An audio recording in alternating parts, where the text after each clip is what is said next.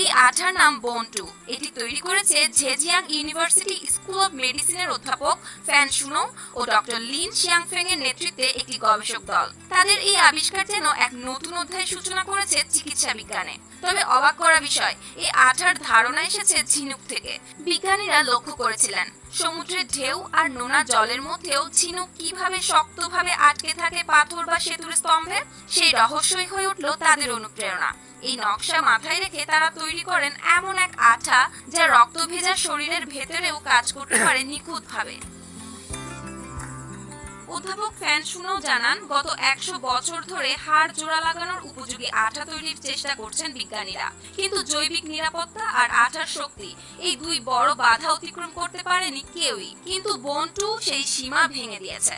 মাত্র 2 থেকে 3 মিনিটেই এটি এমন শক্ত বন্ধন তৈরি করে যা 180 কিলোগ্রামেরও বেশি চাপ সহ্য করতে